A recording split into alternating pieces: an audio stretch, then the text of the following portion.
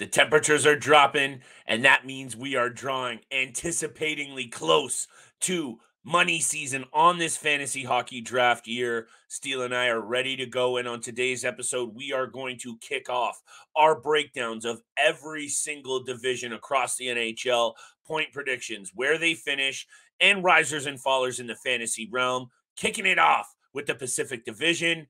Thank you for joining us for Monday's episode of the Locked On Fantasy Hockey Podcast. Let's get this money. You're Locked On Fantasy Hockey, your daily podcast on fantasy hockey. Part of the Locked On Podcast Network, your team every day.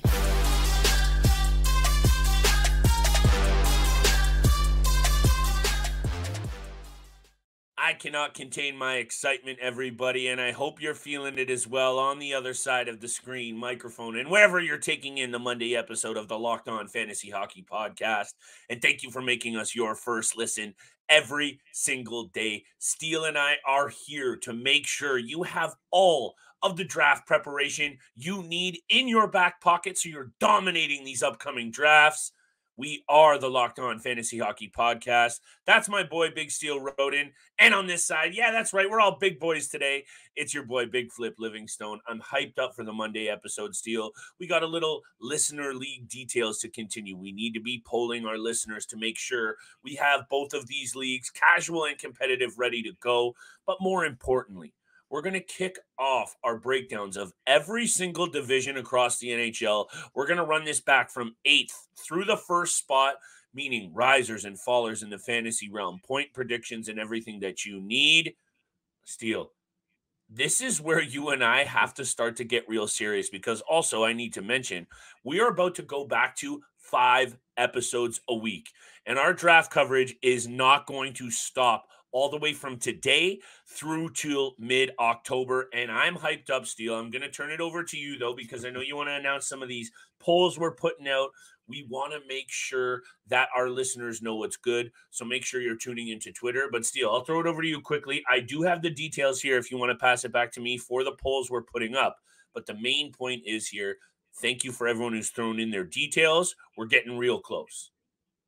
We are getting real close, and the capacity is filling up as well. So, again, if you want to make sure that you're in one of these leagues, the casual or competitive, continue to DM us. We'll give you a follow back on Twitter, so you can DM us privately. Give us your information. We can get you down on the list. We have about 12 participants in the casual league already and 12 in the competitive league. So the spots are filling up real quick. Yep. We are looking for a couple of more players, 16 max for each league. I think we settled on Flip. But yeah, we're going to be throwing out a couple of polls over the span of the next week and a half, getting some of the input from what you, our listeners, want to see in this year 2 edition of the Fantasy Hockey Listener League. One of them, we want to change maybe the platform that we used. Last year we were on ESPN. A lot of people said that they really enjoy being on Yahoo. So we're going to throw that poll up, whether you want to be on ESPN or the Yahoo platform for fantasy hockey. Yes. Flip, you've got the other 2 polls that we're throwing up as well. So I'll throw it back to you. Yeah, we want to make sure you guys have the buy-in to these leagues because as much as Steele and I love to come on here and talk about our teams, and obviously that's important to showing you guys how much we really do care about fantasy hockey, we are here for you guys. We're here for the listeners, the watchers, and if you're not, make sure you're on YouTube, smash that subscribe button, throw us a 5-star review, like, subscribe, and all of the things that you know we need to keep us going in terms of feeding you this fantasy news that takes you over the top. So we're going to be putting up format. Do you want head-to-head cat? You want head-to-head points? Maybe you go traditional style. We'll go year-long on points. We also want to know what is the entry fee you're willing to do. We're not trying to get crazy here. This is for you guys. So we're going to put up these polls to make sure that these leagues are for you. The draft we're aiming for, the cutoff for your entries, the 20th of September. We want to be doing these drafts about a week later, so we're well done ahead of puck drop on this upcoming season. And at the end of it all, Steele, I think realistically, when we say drop us that 5-star review, leave us a like, subscribe, and comments, let us know what you want to hear from this show. We're here for you guys. We're putting in the time. We're putting in the research to make sure that you guys go over the top this year. And Steele, I think a little bit about that conversation. And if you're okay with it, I say we head into our predictions now, if you're ready for that. I am ready to get going 8-1 of the Pacific Division. Early predictions for what the division, the Pacific Division will look like at the end of the season, end of the regular season. Starting off with number 8 here. I think for both of us, number 8 and 7 are fairly obvious. This actually might be the easiest division to predict right now.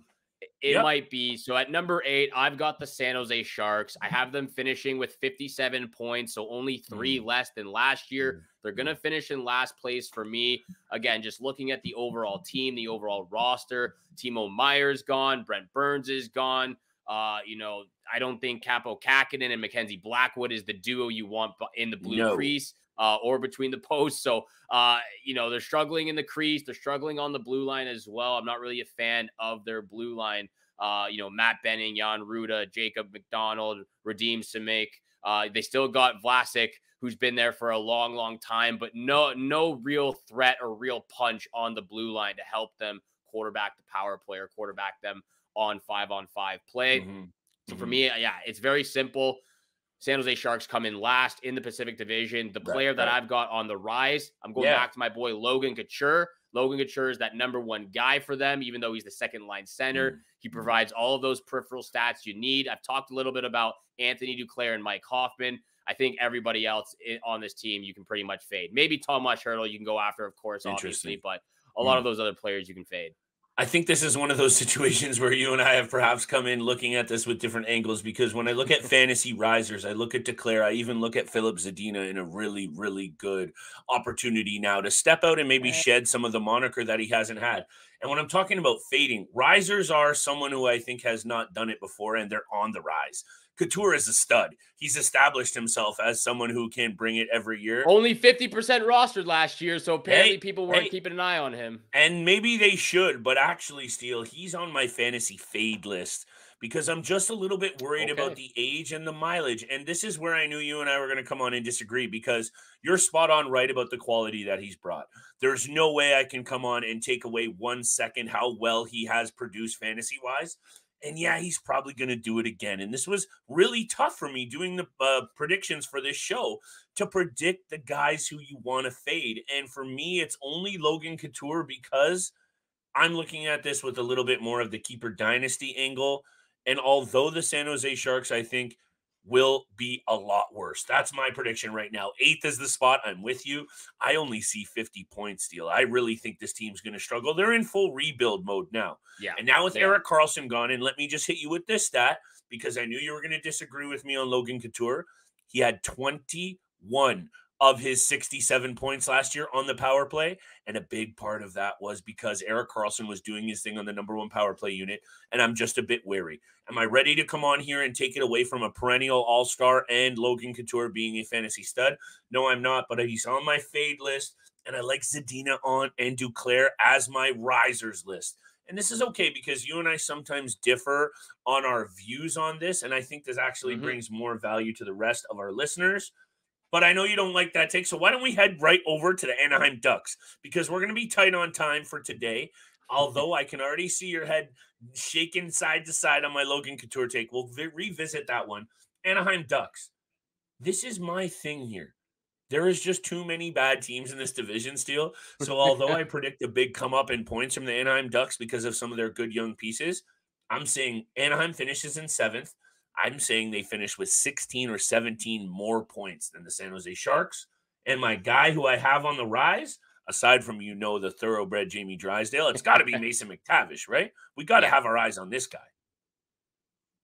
Yeah, it is Mason McTavish for sure. I've also got the Anaheim Ducks here in 7th place in the Pacific Division. I have them finishing with 65 points. So exactly what you're predicting. We're not far off from our predictions and what they finished with points. I also agree with you. Mason McTavish is the guy on the rise. He's the guy to look out for as the second line center. You've got Ryan Strome on the right, Alex Killorn on the left. So you've got some vets to play with for a very young centerman who's also playing with the likes of Trevor Zegras, Troy Terry, and now also Leo Carlsson, the Ducks' second overall pick in this last draft. So I'm there with you. Anaheim Ducks finishing in 7th. I like you said as well, you've talked about him a frequent amount. Jamie Drysdale is also a guy on the blue line on the rise too. Maybe the one guy you can fade a little bit, even though he is he does put up a lot of fantasy points. John Gibson, you've mentioned Lucas Dostal a little bit and what he sort of brings to this Ducks lineup now. And John Gibson has been on the trade block, it seems like, for a while now. Yes. Maybe he's a goaltender to fade. He does see a ton of pucks. So if he remains to be that starting goaltender, if it's not a 50-50 split, John Gibson could be a guy as well for later in the draft. Yeah, most definitely. He's not someone that I'm going to, and it's one of those things we've talked about, names. John Gibson is a bit of a name. And when you maybe look at him even beside a guy like Lucas Dostal, and I know I've talked a lot about him, a lot of GMs are probably going to go ahead and go with John Gibson because he has been that guy. He has proven at times to be a valuable piece. But I think what's important to have a look at with this Anaheim Ducks team is they are going full bore with these young pieces. Zegras, Mason McTavish, Jamie Drysdale, Lucas Dostal is going to be the next goalie in the crease for the Anaheim Mighty Ducks, or however you want to look at it. But I think still I wanted to take a look at my guy to fade because you mentioned nicely Mason McTavish and Drysdale. It's got to be Alex Killorn because he's gotten the bag here. He's got nothing left to prove, and I understand that he's coming off a career year with 64 points, but he's never scraped the 60-point plateau before, and I know he was close, 59 points, but before that, Steele, 49, 47, 40, 41. They paid a lot to bring in a veteran presence, which they needed. I don't hate that move, but if we're focusing on strictly fantasy here, I'm a little bit worried about Alex Killorn being able to repeat 27 goals, 37 assists, and even more. He had 143 shots on net, and I know that's kind of right around his average. I think he's going to be fine in a reduced role here with the Ducks, getting his payday and being fine right there at that 40, 45-point plateau. Don't reach for Alex Killorn when you should be spending more of your capital on the rest of what's happening with the Mighty Ducks. Yeah, you definitely want to go after those young guys first. Like I said, Troy Terry, Trevor Zegras, Mason McTavish, and even your boy Jamie Drysdale. We are going to get to the remainder of these teams: Vancouver Canucks, Calgary Flames, Seattle Kraken, Los Angeles Kings, Vegas Golden Knights, and Edmonton Oilers. Yes. We will get to them right after the break. But Flip, we got to hear a word from our sponsors. Sponsors, because today's episode is brought to you by FanDuel Sportsbook. Get ready for the NFL season with incredible offers from FanDuel, America's #1 sportsbook. Right now, new customers get $5 and guaranteed 200 in bonus bets back when you lay down that $5 bet. Plus, all customers who wager that $5 get $100 off of Sunday NFL ticket from YouTube or YouTube TV. It's the best time to join FanDuel. The app is super easy to use, and you can be on everything from spreads to player props and more. Visit FanDuel.com/lockedon and kick off the NFL season with an offer you do not want to miss. FanDuel, official partner of the NFL.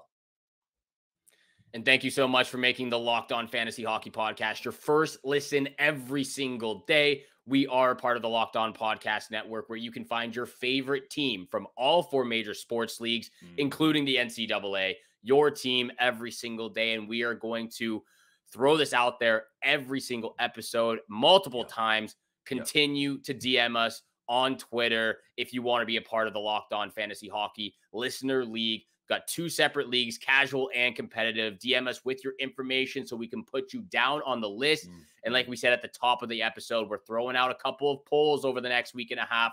So if you want to put your input and have a little bit of a say in what goes on in this year's fantasy league, make sure you're tuning in on Twitter for those hockey polls and give us some input on what you would like to see from both Flip and I this season.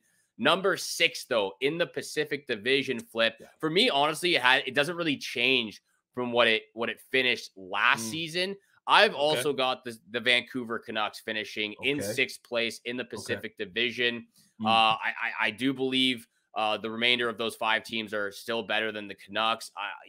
It's just exactly what happened with them last year is the big question mark. Does Thatcher Demko start off struggling again? Does he bounce back in a big way?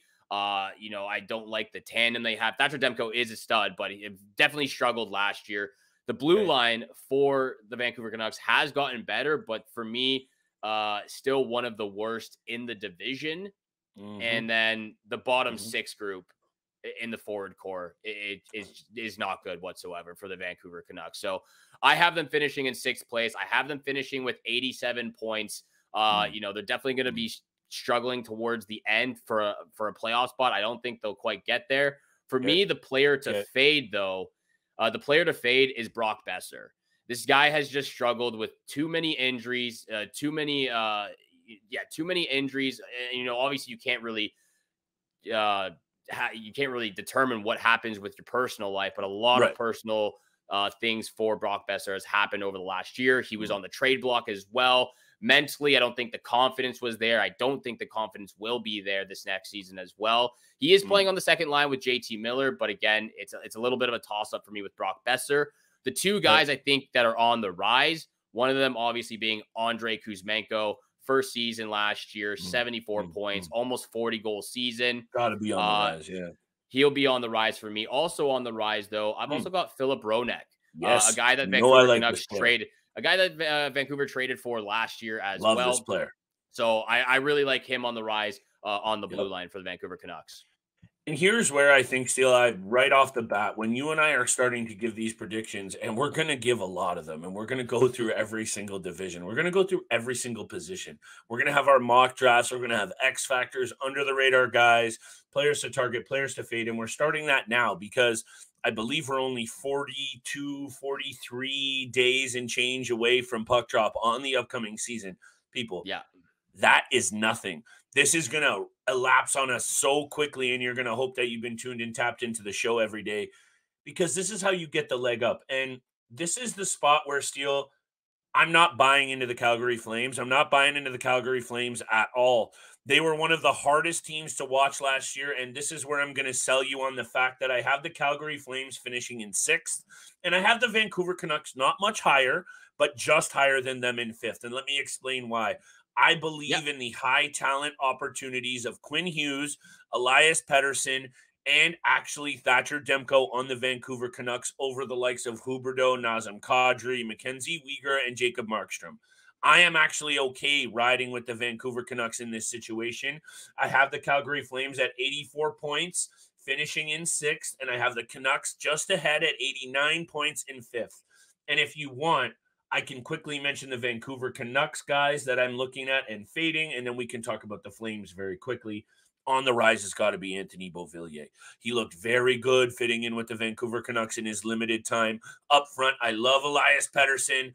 I think this guy is going to get a really good look to return to the form that a lot of people thought he might have before he died on the offensive drought pool of Long Island. The other one I had right down, Steele, and thank you for being my boy, it's Philip Ronek. He brings a whole lot to the table. Last year, 39 points, 124 shots on net, 34 PIMs, and he can fill out the peripherals when he's on his game. He loves to throw the body around, 102 hits, 58 block shots.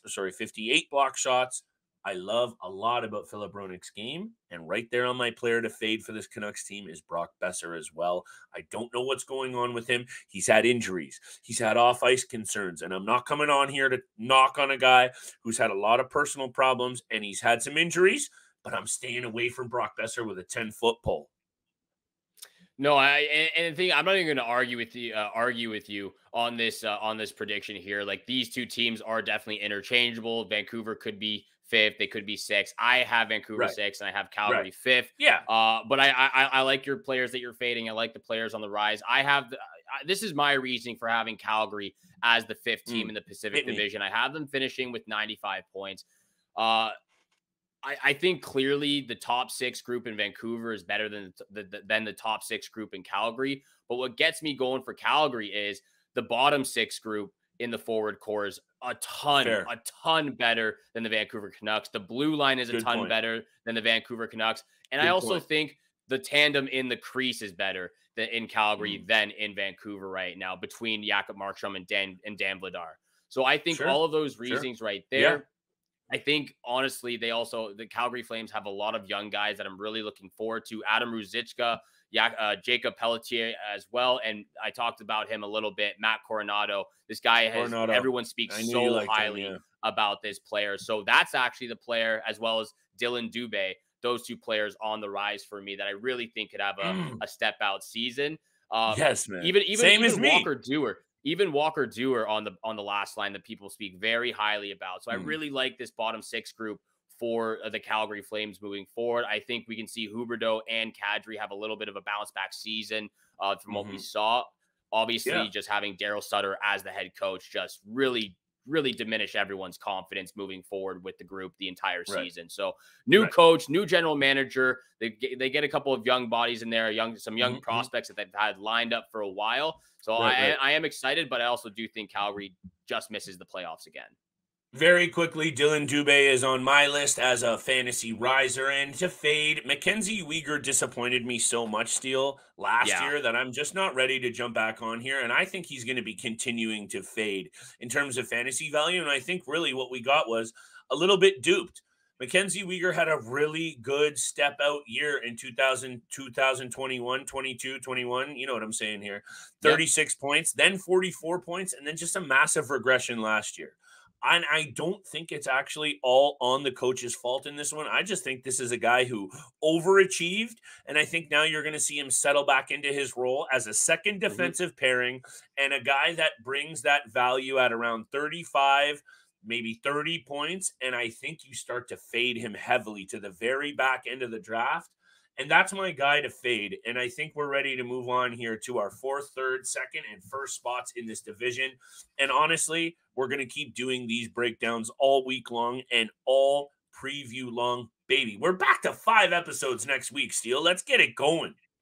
Things are going great here on the Locked On Fantasy Hockey Podcast. Thank you so much for making the Locked On Fantasy Hockey Podcast your first listen every single day. Continue, hit the subscribe, hit the follow button, leave us a 5-star review, and as well, continue to DM us on Twitter if you want to be a part of the Fantasy Hockey League. All of those requirements are necessary in order to be a part of it. Make sure you're subscribing, following, and leaving those 5-star reviews, and then DMing us your information so we can get you down on the list. We appreciate all that love and support you show us every single day.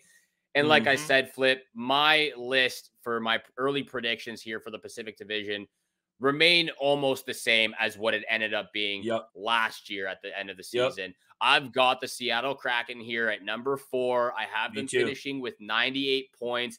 I do believe they are a playoff team as well. Could be a battle, with some of the teams from the Central Division, but they're going to be a wild card team.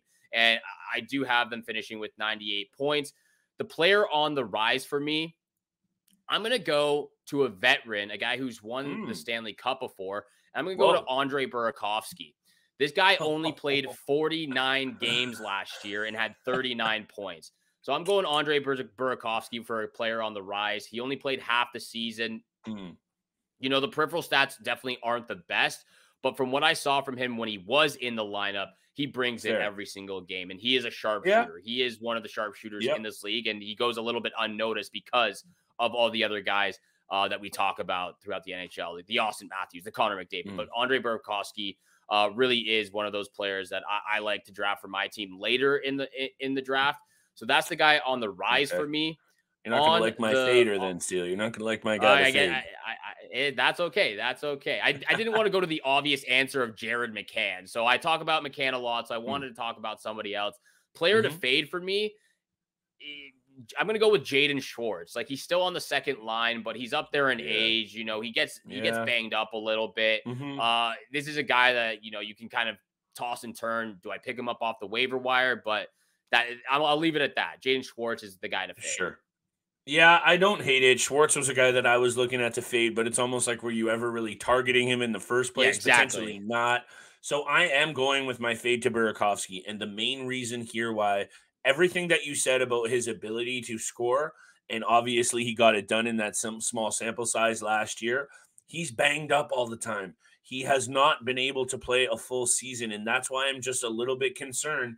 Also, when I'm looking at my guys to target, and Eeli Tolvanen came in 48 games last year and put up 27 points with this team. And I think up the left side in Seattle, it's very much open for the exact reason you said about Jaden Schwartz. So I think Eeli Tolvanen is a guy to target up that left side. The obvious one as a player on the rise is Matty Beniers.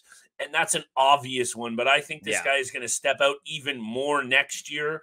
And the fade is Burakovsky because I've had him steal on my team over the last number of years. And he cannot be counted on as someone who can stay in your lineup because when he is, you're bang on. He's bringing almost a point per game value. He is very sneaky good. He's underrated, but he's also had the benefit of being on a part of some really good forward teams. So the second that he starts to hit the skids, I'm a little bit worried. So he's on my fade list, but we got to keep this tight because you and I could keep this back and forth. Vegas Golden Knights are in my third spot. And I know you were saying that you have your mostly the same lineup as what was going into last year. Last year, Vegas number 1 with 111 points. Number 2, Edmonton at 109, and the LA Kings at 104. But I just got to say this about the Vegas Golden Knights. Headed into next season, they have one of the most unproven goaltending tandems in the NHL. And I know Adin Hill just carried this team to a Stanley Cup, and Logan Thompson looked great. And actually, Adin Hill is on my fantasy players to rise because of how good he looked last year. I just think that this team is going to be in tough against the likes of the LA Kings and the Edmonton Oilers and Seattle Kraken still. Are they still a playoff team? 100%. Jack Eichel also very much on the rise. As a healthy player, his fantasy value continues to go up. I know you have my back on that one. And my player to fade very quickly, Willie Karlsson. Because there's not many players here that I wanted to fade, but Chandler Stevenson is now that second-line center. So if you were looking at William Karlsson as maybe a late-round option for some offense or as a centerpiece, I just don't see it this year because of how good Chandler Stevenson has been. And by the way, 20 points in last season's playoff for Chandler Stevenson. So I think William Karlsson's value goes down. Adin Hill, a guy I'm looking at. And of course, I know you got me on this Jack Eichel take. But the Vegas Golden Knights, they're my third place finisher in this Pacific Division with 103 points. Again, not going to argue with you on this take. I have the Vegas Golden Knights in second position. I have the LA Kings at number 3. I have them finishing with 104 points. Again, very interchangeable. This is probably the easiest division to talk about and debate about. So I won't go into it in depth, but LA Kings, 104 points in third position. On the rise for me, I'm going to go with Quinton Byfield. He's on the top line with Anze Kopitar. He's on the top line with Adrian Kempe, your boy over there. Continues to get better and better every year. Only played 53 games, had 22 points. Would absolutely love for him to shoot the puck more. We know this guy can shoot the puck. We know he can score goals, but he just wasn't doing it enough last year. Only had 3 goals in the 53 games. The hits are going up. The physicality is going up. His time on ice was only 14 minutes. Let's get him up to 15 and a half, maybe even 16 on that top line. So that's who I'm going with. And for me, I think the obvious faders are in the blue paint. It's Phoenix Copley and Cam Talbot that you need to be fading in this situation. Obviously, still an unbelievable defensive group for the LA Kings. But Phoenix Copley just seems to be swimming out there a lot. And you can't depend on Cam Talbot's health because he does seem to get banged up quite frequently. It's a risky move from this Kings team. It is a risky move. And then with that being said, of course, I've got the Vegas Golden Knights as the second place team in this division. I have them finishing with 110 points. And real quickly for me, the riser on this one is Ivan Barbashev. I thought he was crucial. You love this guy. I love this guy. I thought he was absolutely necessary and absolutely crucial for the Stanley Cup championship run last year. Obviously, Jack Eichel and Mark Stone were beasts themselves, but Ivan Barbashev was the guy who really got them going in the physicality aspect of things.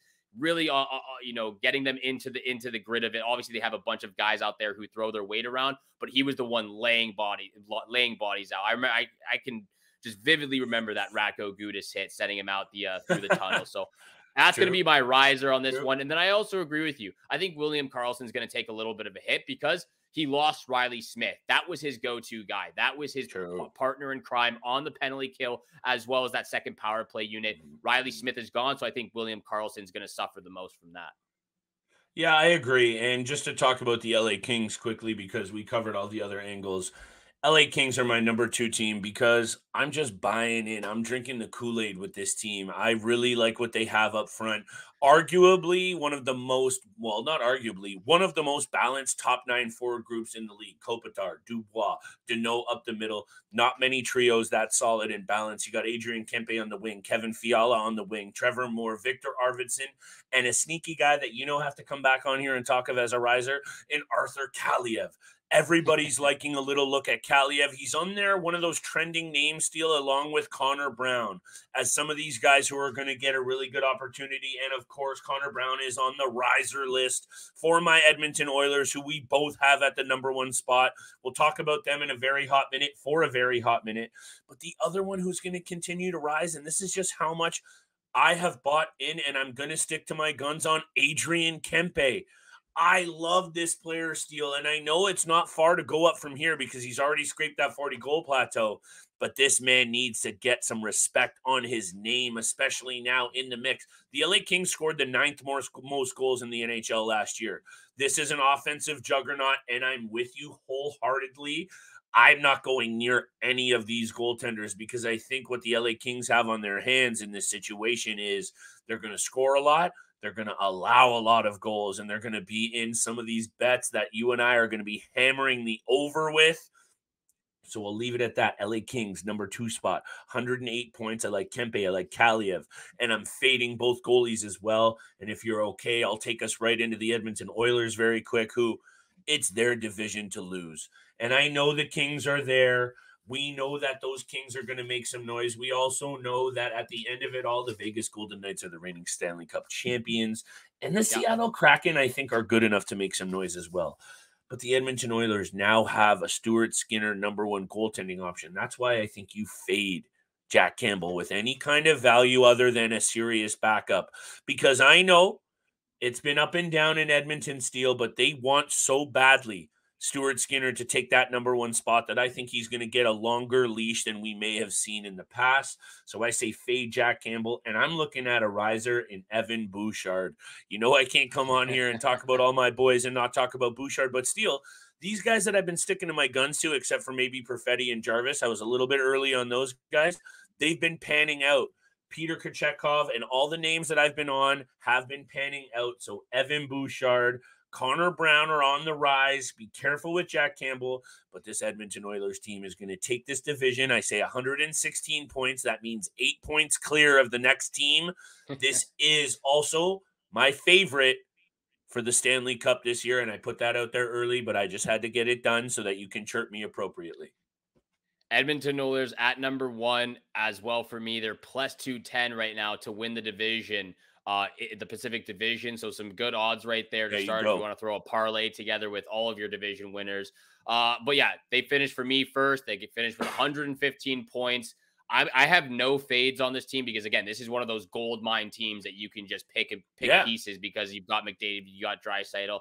So for me, on the rise, obviously we've talked a little bit about Connor Brown. So he's going to be on the rise for a lot of people out there. I'm also going to throw Darnell Nurse out there as on the rise because I think a lot of people don't like – I don't know why, but a lot of people don't like Darnell Nurse. I love Darnell Nurse. I love Darnell. I try to draft him up for, as one of my first 3 defensemen, probably the 3rd or 4th defenseman on my team.